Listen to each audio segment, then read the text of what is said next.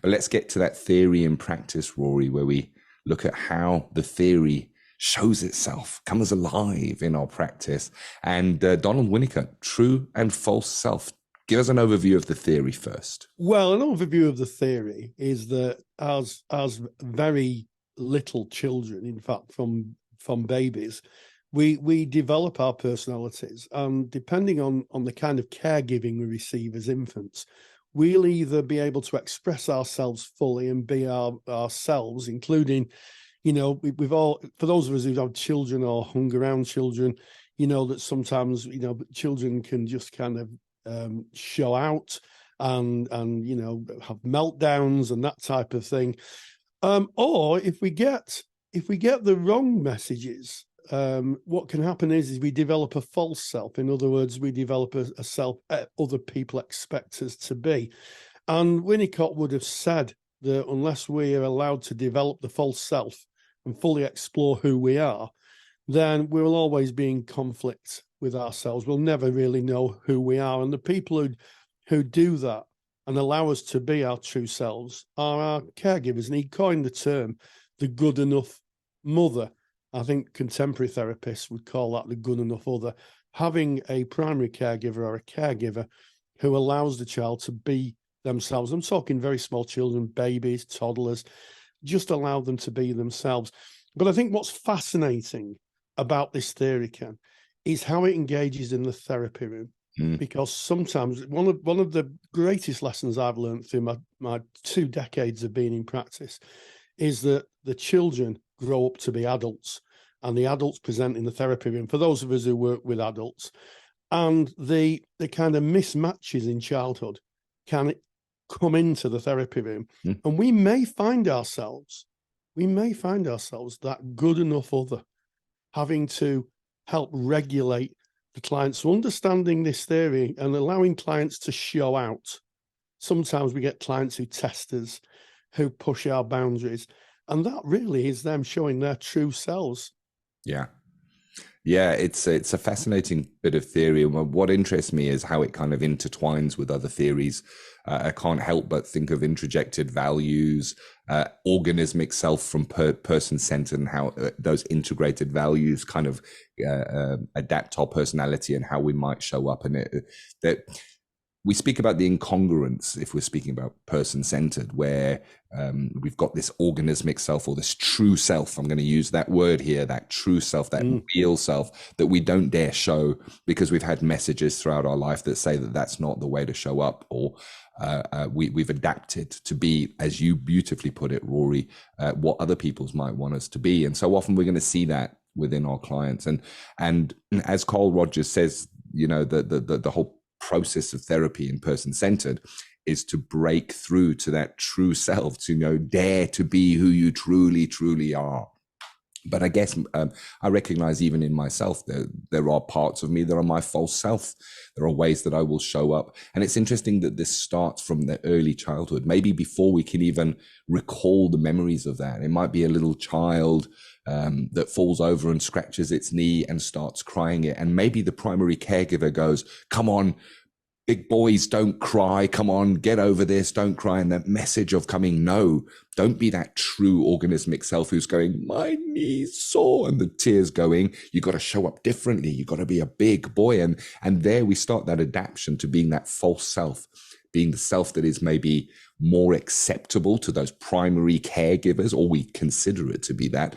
But wow. How might we see this showing in therapy? What might be a presentation, Rory? Well, I think that what might happen is we may get clients who come to us who start, as the arc of therapy sort of starts to move through the arc of therapy, start to show out, may become childish in their affect and their approach to you, may challenge you, may become passively aggressive, if that's a word that people can use. It's not a word I particularly like, I have to say, but it can really push your buttons.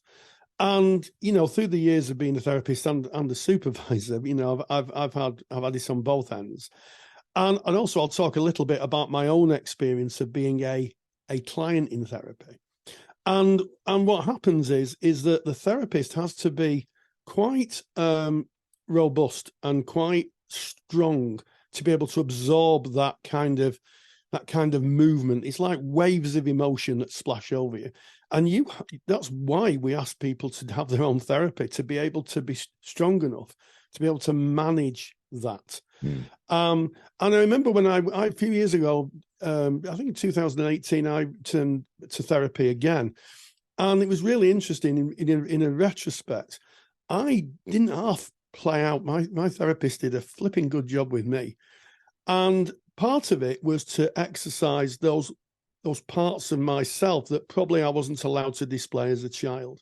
It was a really fascinating process, and I'd come away and I think, oh, that's not very good, is it? I should be doing better. That was the whole, that was the whole problem.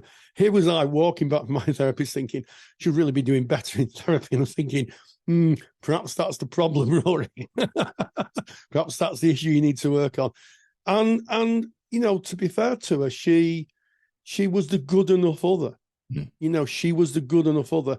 And you can only, it speaks to, I think, a lot of theory, Bowlby's theory of attachment, Mary Ainsworth, of course, Margaret Mailer, splitting and individualization therapy, where children become their own person, develop their own ego and their own sense of self. But I think more fundamentally, it speaks to being loved and respected. And I think that's sometimes something we don't put enough stock in therapy. That humanistic love, that, oh well, it'd be showing out again. Okay, we'll just go with that and allow them to be. And as that process plays out, what happens is that person can develop a sense of who they are, and it's never too late. That's my message, Ken. It's never too late. I went back to therapy, I think I was 63. Never too late to kind of reclaim those lost parts of self. Yeah. Oh, I love it. And I'm thinking of what you might see. A client might be in your therapy room and they might relate some part of narrative to you and say something like, oh, that's making me feel really angry. I'm sorry about that. I shouldn't get angry. And that I don't accept what's really going on in my true inner self. Maybe as a child, they were chastised for being angry and showing any kind of anger, and suppress that and adapted to be that false self within that moment. So being accepting, non-judgmental of that person, embracing every part of them and kind of showing that, reflecting it back in such a way that the client feels, all parts of me are accepted here. All parts of me are accepted here. It gives a threat-free environment where that person can come and bring parts of their real self. And sometimes they may throw it in, like to test the water. What is my therapist going to do if I show this little part of me? They might throw something in. And without the judgment, with the acceptance, that full acceptance, maybe they can be more and more themselves, as we are that good enough other.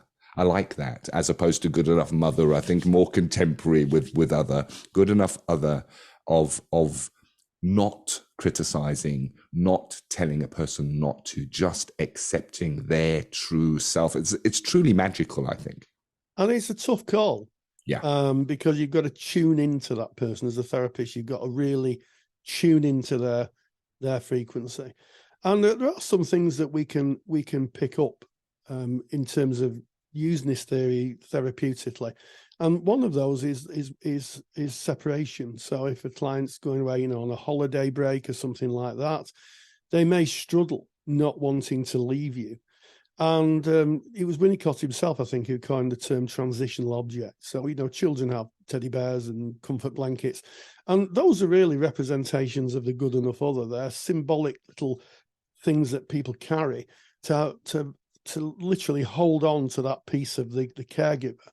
And therapists sometimes give books, or I wear sort of like beaded bracelets, and I've sometimes given the client a beaded bracelet, contracted and discussed, for them to take away so that they can regulate themselves, and they can bring them back, and they always have, and always given them back to me, and they've always found that useful, so they can develop that sense of self, so they're not in a position where they're yearning for I guess that lost part of themselves.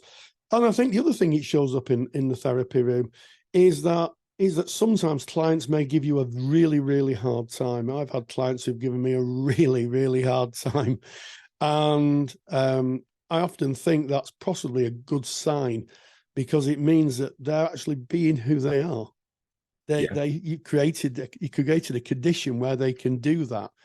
And I think that can come out in many ways. I think people may say things that could be deemed offensive to you.